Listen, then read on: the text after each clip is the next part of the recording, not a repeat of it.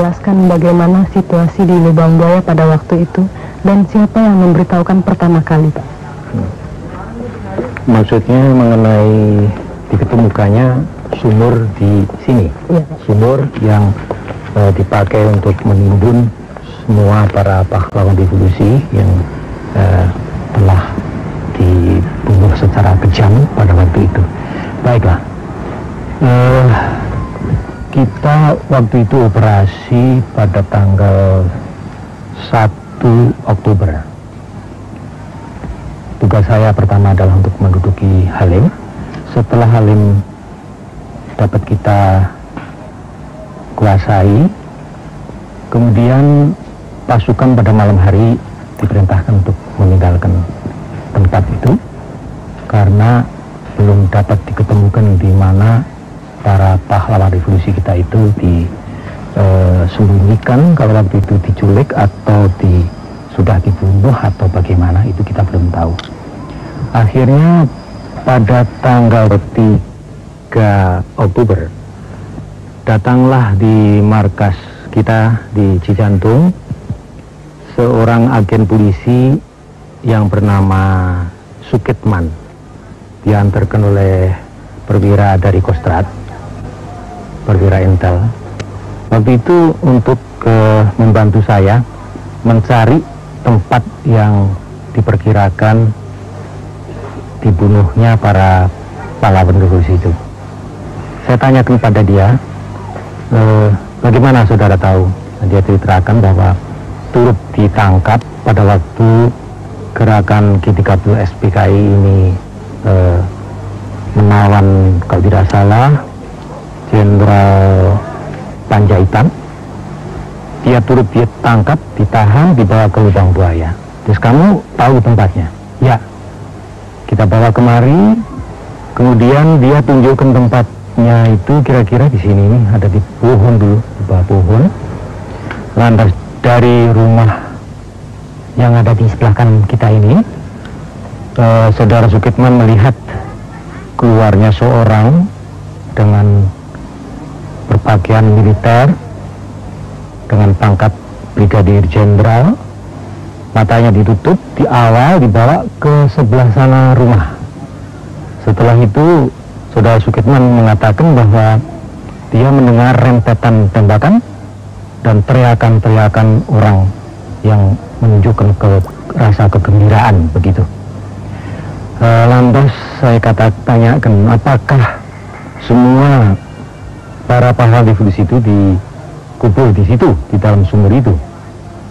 Dia menjawab bahwa menurut anggota pemuda rakyat yang ada di sekitar sini,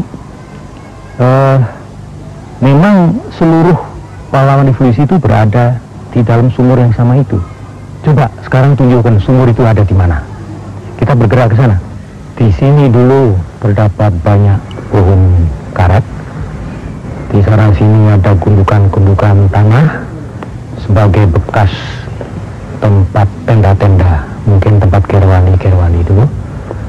Setelah sampai di bawah pohon ini, maka saya tanyakan, mana sumur yang kau maksudkan tadi? Dia lari ke sana kemari, jalan cari, katanya di sini Pak. Akhirnya anak-anak memakai bayonet itu, bayonet daripada pisau komando, dipakai untuk mencari, seperti kita mencari ranjau. Ditusuklah tanah itu, mana yang keras, akhirnya ketemu yang lembek, dicari lagi, dan lama-lama dengan tangan digali, terus diketemukan tanda kuning, tanda hijau yang mereka pakai dulu sebagai tanda gerakan G30S itu. Digali lagi dengan terus dengan tangan, diketemukan daun hijau. Nah, itulah asal mulanya lubang ini bisa diketemukan.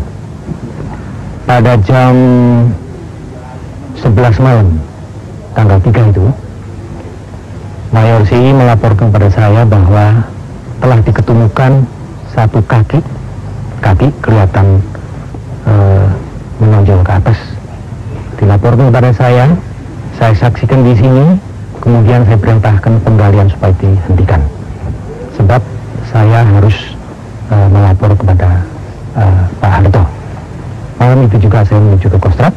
Saya sampaikan kepada Pak Harto bahwa telah diketemukan satu sumur di mana ada satu kaki yang menonjol ke atas. Saya tidak tahu itu kakinya siapa. Saya tidak pula mengetahui berapa orang yang ada di dalam itu dikuburkan. Namun barangkali lebih baik kalau saya stop agar dokumentasi bisa dibuat secara lengkap dan bisa disaksikan sendiri oleh Pak Harto nanti pada waktu mengambil. Bagaimana Pak operasi penumpasan itu dilaksanakan? Yang dimaksud operasi penumpasan dari sejak semula ya? Iya. Dengan sini saya akan membicarakan dulu kejadian di tanggal 1 Oktober itu.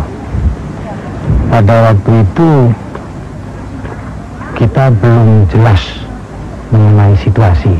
Setelah menunggu beberapa waktu, kembalilah Kapten Daryono dari kota membawa berita bahwa benar Pak Harto sementara waktu mengoper pimpinan Angkatan Darat, dan agar menurut Jenderal Mursid waktu itu asisten operasi Kasat, agar saya secepatnya menemui Bapak Soeharto.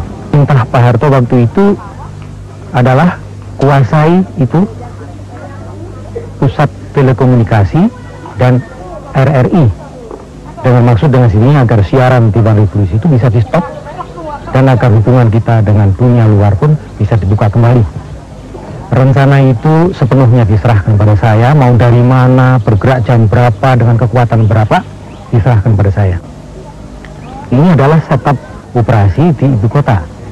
Rupa-rupanya ini mempunyai pengaruh yang besar, karena keluarnya RPKAD dari kandang macan Cijantung ini mempunyai impact psikologis yang getarannya terasa sampai ke Halim juga, sehingga beberapa pasukan rupanya sudah mengundurkan diri keluar daripada daerah ini. Kita langsung menuju ke Kostrad, menunggu sampai jam 6 sore, belum juga selesai pembicaraan untuk mengosongkan telekom dan sebagainya. Akhirnya Pak Harto habis kesabarannya memanggil saya, selesaikan itu. Apa Pak? Itu telekom sama RRI. Berapa waktu ya butuh? 20 menit. Loh, kok 20 menit gimana? Ya kalau saya jalan kaki sampai situ kan 20 menit. Oh begitu? Ya laksanakan. Kita gerak ya 20 menit.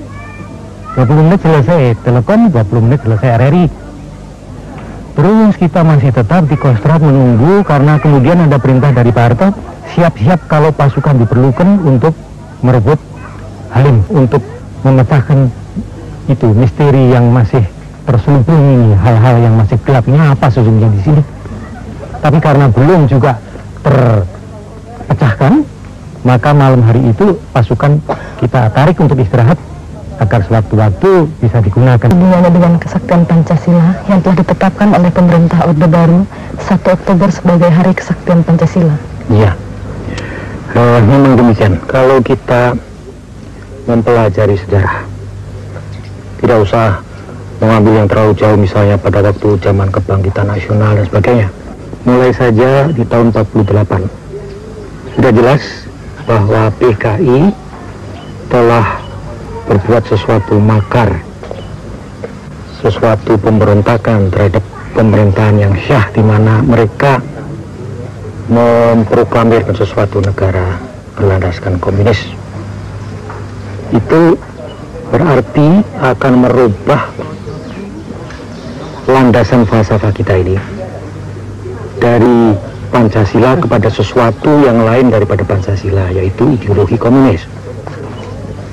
Kalau di tahun 65 ini mereka ulangi kembali dengan taktik atau strategi yang agak berlainan.